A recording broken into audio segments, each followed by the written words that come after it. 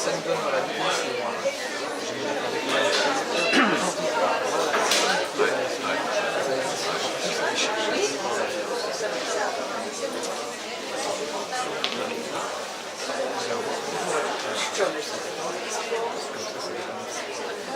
marcher un petit peu. Voilà, bonjour à tous, pour ceux qui suivent les conférences depuis le début d'après-midi.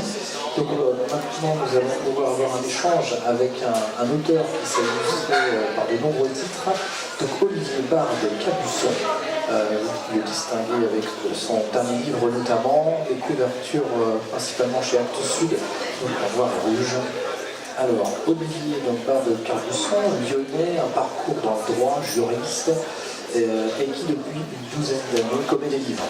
Et alors vous êtes pour le moins prolifique puisque 7 romans depuis 2012, donc c'est un chaque année avec une série spécifique dont on va pouvoir parler rapidement, plus 2 romans indépendants et une pièce de théâtre également.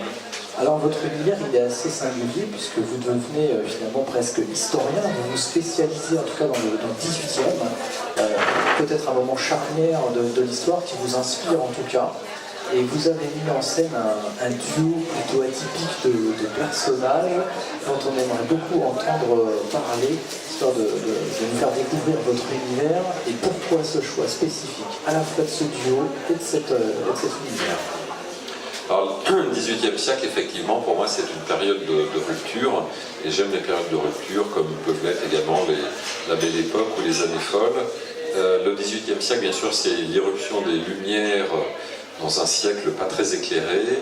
C'est aussi sous le règne de Louis XV, où je situe les enquêtes du commissaire aux Romans étranges, qu'ont été finalement semées les graines de la Révolution. Le XVIIIe siècle, c'est aussi un siècle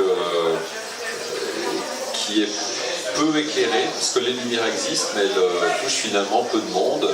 On parle beaucoup des encyclopédistes. Il faut savoir que les encyclopédistes, ils vendaient par souscription, et ils étaient très contents lorsqu'ils vendaient 500 exemplaires par souscription. Donc il y a toute une masse de la population, dans toutes les classes sociales, y compris l'aristocratie, qui reste totalement dans une ignorance crasse.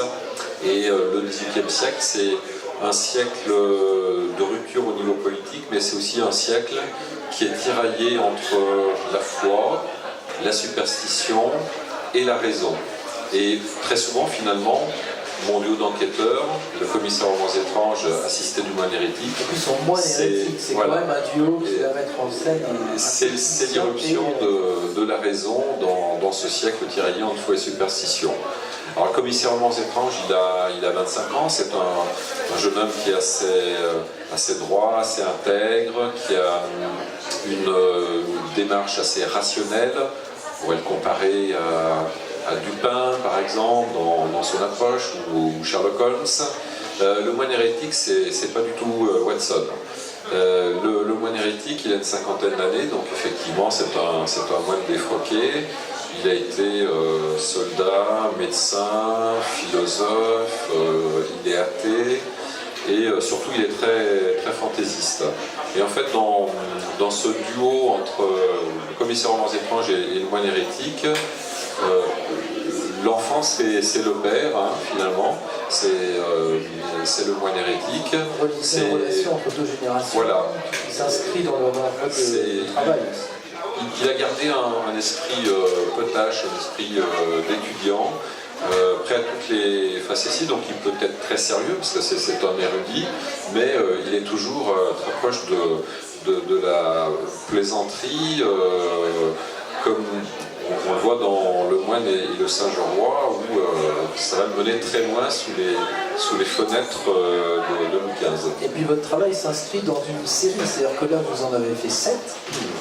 C'est quand même voilà, un long travail sur une même époque avec un même duo qui va évoluer bien sûr. Vous les avez fait travailler donc, dans des villes. Au début c'était vraiment urbain, on a Paris, on va avoir Venise, mais vous avez aussi exploré des univers provinciaux, avec des campagnes, etc. Est-ce que c'est un choix qui a été conduit par des légendes? Parce qu'il y a aussi une histoire de légende dans vos travaux. Est-ce que vous avez amené cette touche? Comment est-ce qu'elle est arrivée? Est-ce que ce sont des choses qui s'impriment directement dans les obligations des travaux que vous devez prendre? Ou alors c'est guidé par des légendes ou des choses que vous avez trouvées dans des livres, j'imagine. Alors, juste pour terminer, j'ai l'esprit d'escalier, mais j'ai oublié de dire quand même, c'est aussi un duo d'enquêteurs qui est d'esprit pré-révolutionnaire. Donc, ils sont toujours sur le fil du rasoir par rapport au pouvoir en place, qu'ils haïssent, qui les détestent en retour. Donc voilà, ça ajoute à la précarité de leur situation.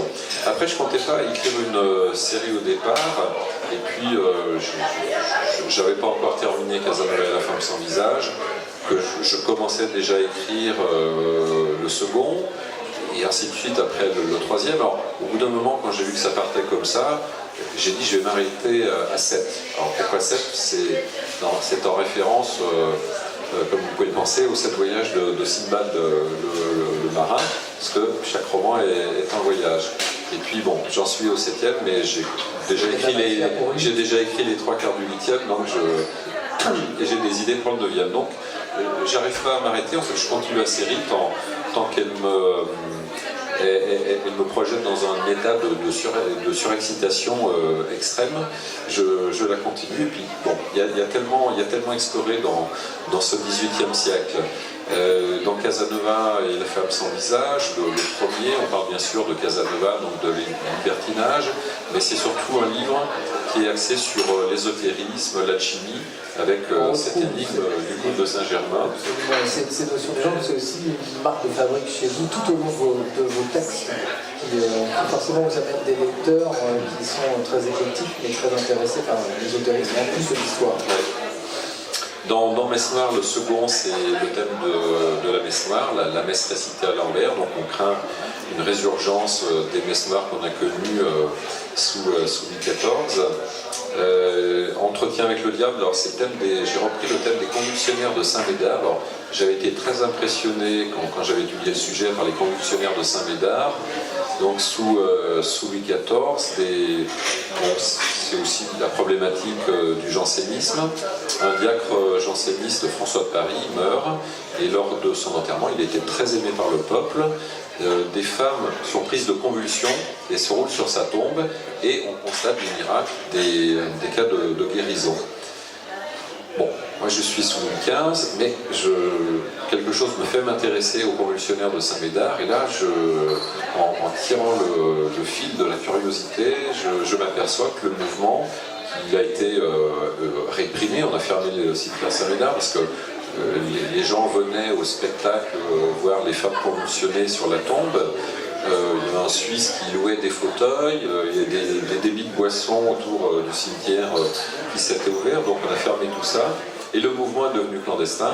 Comme tous les mouvements réprimés, ils ne disparaissent pas, ils deviennent clandestins, simplement on n'en parle plus. On a l'impression qu'ils n'existent plus, mais ils sont bien là. Et ils seront chassés quand ils deviennent trop importants voilà. en police. Et j'ai découvert donc que des femmes revenaient quotidiennement se faire crucifier en appartement pour revivre les souffrances du Christ 2-3 fois l'an. Et on savait ça parce que le lieutenant général de police, Sartine, avait des indicateurs, et ces indicateurs en fait usaient des rapports très précis de la situation, qui était venue, à quelle date, etc. Il y avait eu un peu des investigations policières qui commençaient à se mettre en place gentiment. Parce que autant mon duo d'enquêteurs est un vrai duo d'enquêteurs, comme on peut le concevoir, autant la monarchie Louis XV, c'est une monarchie policière. Le fameux Sartine, lieutenant général de police, a sévi pendant une vingtaine d'années. C'est une monarchie policière qui est basée sur la délation et sur l'espionnage. Donc il y a des tas de personnes, ce sont des indicateurs qu'on appelle les mouches, qui sont un peu disséminés partout, dans les auberges, dans les domestiques, dans les grandes familles, etc. Ils remontent les informations, ils font leur rapport à Sartine, qui fait ensuite ces rapports au roi. Après, on part sur Venise, l'humeur noire à Venise. Donc là, j'étais toujours fasciné par la Venise d'aujourd'hui aussi, parce que c'est une ville sous cloche. Ah non, mais dans les villes, creuser cette style urbaine. Alors, Paris, pour moi, c'est l'urbanité, mais c'est une ville masculine, dans le sens qu'il y a une énergie, une espèce de brutalité, il y a une foule immense.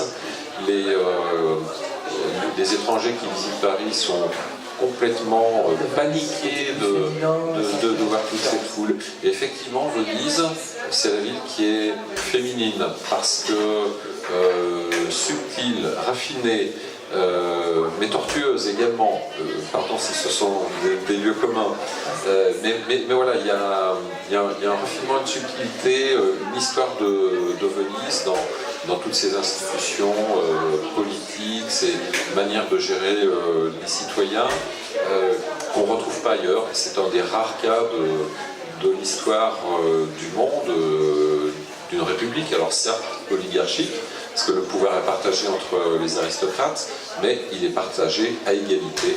Le doge n'a aucun pouvoir, il n'a même pas le droit d'ouvrir son courrier tout seul. Et alors dans ces suites romanesques que vous nous proposez, dès le premier opus, vous avez été remercié et donc mis en avant par le prix Sang d'encre, et puis vous avez gagné très rapidement également le prix Storia. On devine que derrière tout votre travail, on a un parfum de vérité et d'authenticité. Vous êtes un auteur prolifique et pour autant vous devez sans aucun doute soigner les recherches. On devine que derrière un travail considérable. Quelle est votre méthode de construction de romans finalement? Alors, on dit souvent il y a deux sortes d'écrivains, les architectes et les jardiniers. Donc les architectes sont très structurés, bâtissent des plans, leurs fondations, ils épinglent sur les murs de leur bureau des grandes feuilles de paperboard, etc. Et puis il y a les écrivains jardiniers, comme moi. Et les écrivains jardiniers, en fait, ils sèment des graines et puis ils les voient pousser. Voilà, c'est quand même beaucoup de travail de documentation. Mais moi, en fait, je travaille, j'écris et je me documente en même temps et j'avance. Dans Casanova et la femme sans visage, j'ai un roman de 350 pages, j'ai découvert le coupable à la page 300. Alors ça c'est pas tant. Mais voilà, je me fais pas de soucis. Ce serait dommage de ne pas réussir à trouver le coupable quand même. J'ai commencé un autre roman par la fin. Bon, voilà, c'est... Une méthode finalement qui n'est pas arrêtée et qui peut-être à un niveau libre changerait encore. La vraie méthode, c'est de s'immerger complètement. Il faut semer les graines à la bonne saison en tout cas avec vous. Oui, bah c'est toujours le printemps quand on écrit. C'est une telle joie. Mais à moins d'aller climatique quand on est passionné. Moi, je lis énormément de documentation, je prends énormément de notes. Il y a plein de notes dont je ne me servirai pas. Et puis, il y en a certaines qui vont me pousser vers quelque chose. Il y a des pensées, des idées. Bon, donc, par exemple, le moine et le Saint-Gerois qui se passe dans les jardins de Versailles. C'était l'avant-dernier de... L'avant-dernier, alors... Et simplement, à un moment donné, l'entretien avec le diable se passe en Savoie, dans une vallée. Et de retour à Paris, dans un premier temps, je voulais resituer l'intrigue à Paris. Et puis, je me suis rappelé une chose qui m'avait beaucoup frappé à l'époque, lorsque mon fils a eu 10 ans. Mes beaux-parents l'ont amené passer une semaine à Paris, comme ils le faisaient avec tous leurs petits-enfants.